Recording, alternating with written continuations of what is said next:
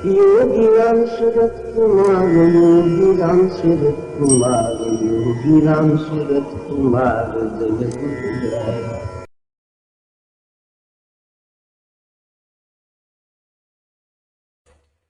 இன்றைக்கு மறுபடியும் ஒரு பக்தையினுடைய அனுபவத்தை பார்ப்போம். இதுவும் 1-2 நாட்களுக்கு முன்பு வந்தது.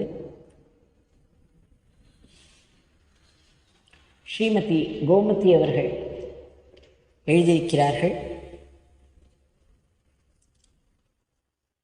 பல விஷயங்கள் எப்படி இந்த நாம சங்கீர்த்தனமானது மக்களுடைய மனதில் மாற்றங்களை கொண்டு வருகிறது என்று பார்க்கிறோம். இதைத்தான் டிரான்ஸ்ஃபர்மேஷன் என்று சொல்லுவோம்.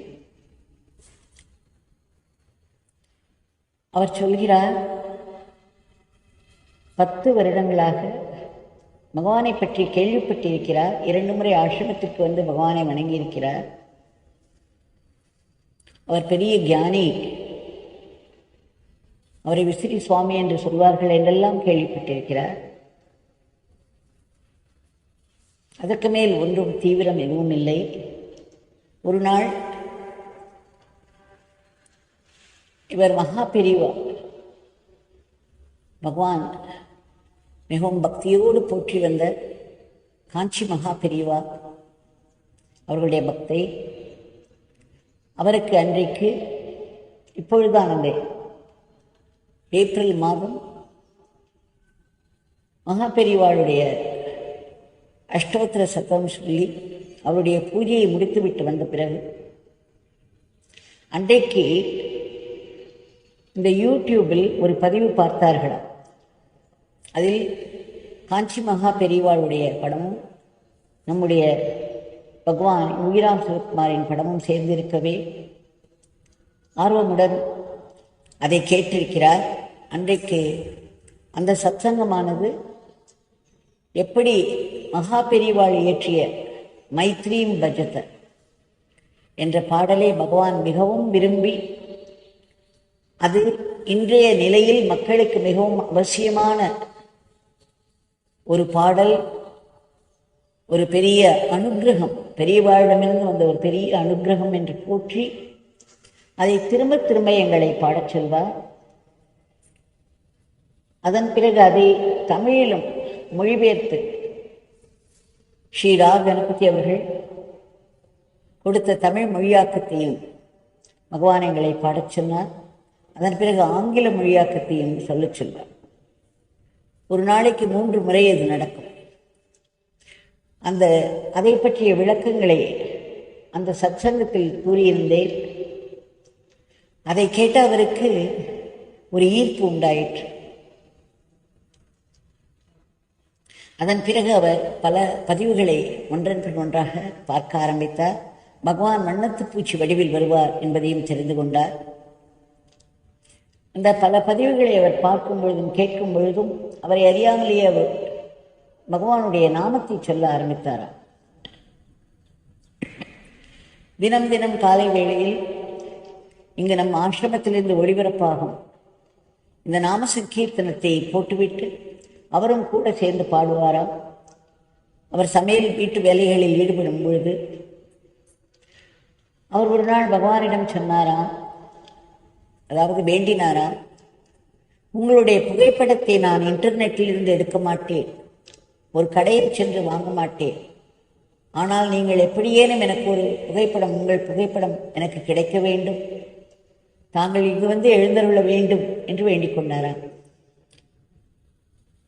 இந்த வண்ணத்துப்பூச்சி அவேர்னஸ் வர ஆரம்பித்தவுடன் அவர் சொல்கிறார், 7 வருடங்கள் அந்த காலனியில் நான் இருந்தேன். வண்ணத்துப்பூச்சி ஸ்மரணையும் கிடையாது, கண்ணில் பட்டதும் கிடையாது. ஆனால் நான் பகவானை பற்றி கேள்விப்பட்ட பிறகு, அவருடைய நாமத்தை நான் சொல்ல ஆரம்பித்த பிறகு, அந்த சற்று தள்ளியிருக்கும் அந்த தோட்டத்தில், அந்த காலனியிலேயே இருக்கும் தோட்டங்களில் பல வண்ணத்து பூச்சிகள் பறக்க ஆரம்பித்தனர். என் கவனம் அவற்றின் பக்கம் சென்றது. அதன் பிறகு நான் வண்டியில் செல்லும் பொழுதெல்லாம் பகவானுடைய நாமத்தை சொல்லிக்கொண்டேதான் செல்வேன். அலுவலகத்திலும் அலுவலக கட்டிடத்துக்கும் நுழைவு வாயிலுக்கு நடுவே நிறைய ஒரு தோட்டம் மாதிரி இருக்கும். அங்கும் பல வண்ணத்தி பூச்சிகள் பார்ப்பேன். என்னை வரவேற்பது போல இந்த வண்ணத்தி பூச்சிகள் அங்கே வட்டமிடும். பகவானுடைய நாமத்தை சொல்லிக்கொண்டே செல்வேன். ஒரு நாளைக்கு ஏதோ ஃபோன் வந்தது என்பதற்காக ஃபோனில் பேசிக்கொண்டே சென்று விட்டேன். நாமத்தை மறந்து விட்டேன். நாமத்தை சொல்வதற்கு அந்த நேரத்தில் முடியவில்லை. அவர் சொல்கிறார், அந்த நுழைவு வாயிலிருந்து கட்டிடம் வரையிலும் ஒரு வண்ணத்து பூச்சி கூட அவர் கண்ணில் படவில்லையாம். அப்பொழுதுதான் அவருக்கு, அடடா, இன்றைக்கு நாம் ஃபோனில் பேசி கொண்டிருந்துட்டோம், நாமம் சொல்லவில்லையே என்று சற்று அந்த இடத்திலேயே நின்று சில நிமிடங்கள் பகவானுடைய நாமத்தை சொன்ன மாத்திரத்தில் ஒரு வண்ணத்து பூச்சி எங்கிருந்தோ வந்து ஒரு வட்டம் அடித்து விட்டு போனதாம். இப்படி பகவான் உடனுக்குடன் நமக்கு பதில் கொடுக்கிறார், காட்சி கொடுக்கிறார், தன்னுடைய இருப்பை உணர்த்தி கொண்டே இருக்கிறார். இது அவருக்கு பெரும் மகிழ்ச்சியாயிற்று.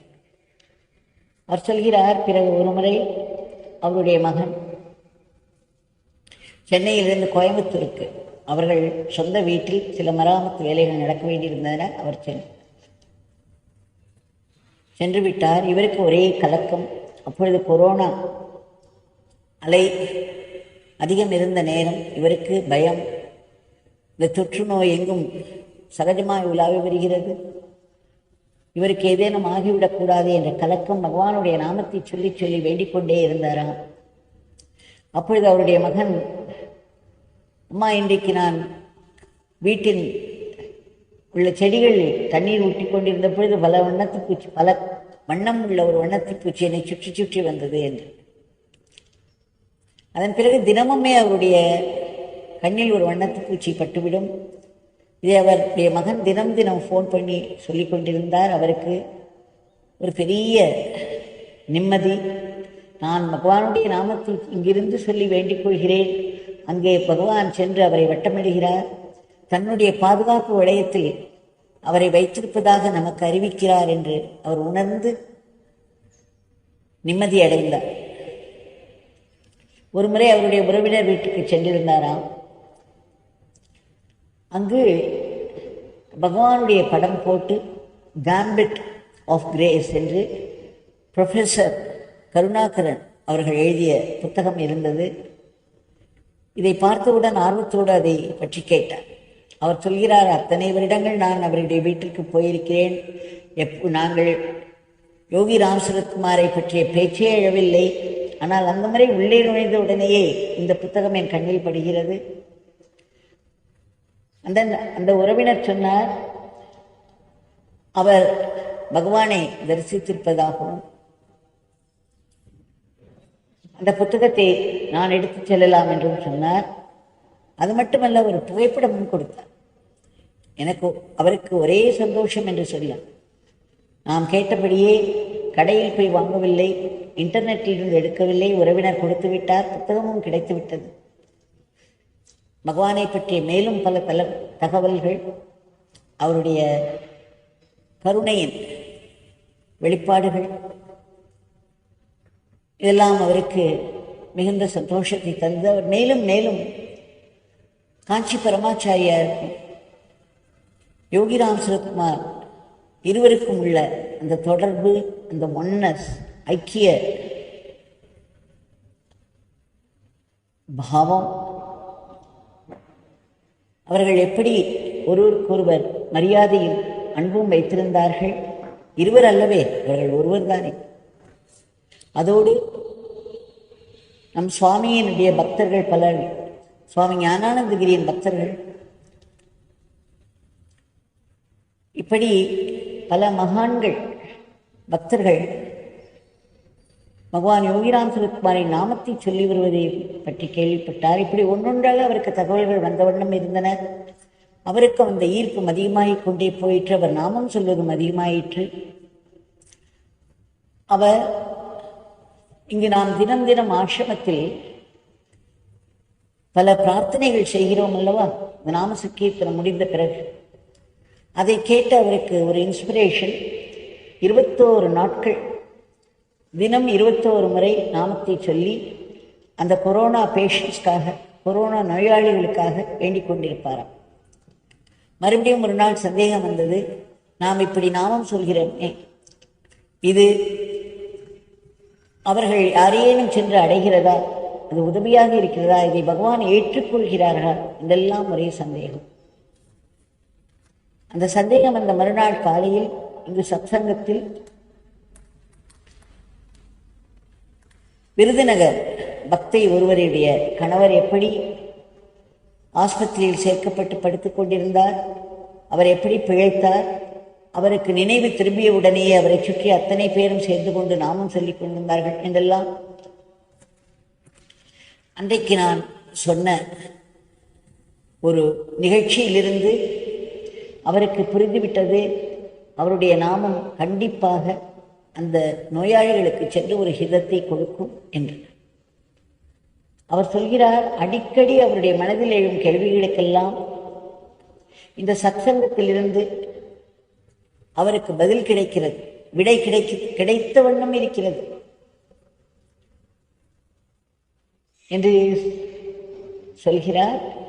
அதன் பிறகு ஒரு வேடிக்கையாக ஒரு நிகழ்ச்சியை நான் இப்பொழுது சொல்லி இதை முடிக்கிறேன் என்று கூறி அவர் சொன்னார், ஒரு இரவு 2 மணி இருக்கும், அவருடைய இந்த காலனியில் சுற்றி இருக்கும் மரங்களில் பல பறவைகள் வந்து மாலை இரவு முழுவதும் தங்கும். ஒரு நாள் ஒரே சத்தம், அந்த மரங்களிலிருந்து பல பறவைகள் பலவிதமான ஒலிகளை எழுப்பிக் கொண்டிருந்தன. அது பெரிய இரைச்சலாக இருந்தது. 2 மணிக்கு இரவு இந்த சத்தம் அவரை தூங்க விடாமல் அடித்தது. அதனால் அவருக்கு ஒரே எரிச்சலாக வந்ததா.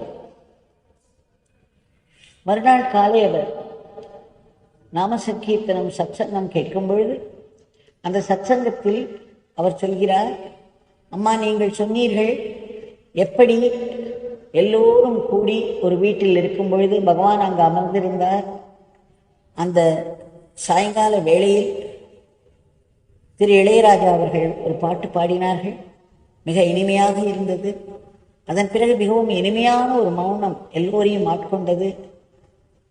அங்கே பகவான் அமர்ந்திருந்ததனால் அவருடைய தெய்வீகம் நிரம்பி எல்லோரும் ஒரு மௌனத்தில் ஆழ்ந்திருந்த பொழுது அது மாலை நேரம், லேசாக இருட்ட ஆரம்பித்திருந்தது.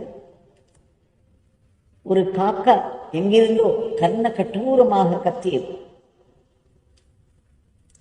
எல்லோருக்கும் ஒரு பெரிய அதிர்ச்சி போல் அந்த மௌனத்திலிருந்து வெளியே வந்தோம். அந்த கர்ண கடூரமான அந்த காக்கையின் கரைதல் எல்லோரையும் அதிர்ச்சி கொள்ள வைத்து முகம் சுளிக்க வைத்தது. ஆனால் பகவான் மட்டும் புன்னகைத்தார். அவர் என்ன சொன்னார் தெரியுமா? அதோ என் தந்தையினுடைய மிக இனிமையான ஒரு இசை கேட்கிறது பாருங்கள் என்று. It is my fathers sweet music. Did you all here? நீங்கள் எல்லாம் கேட்டீர்களா?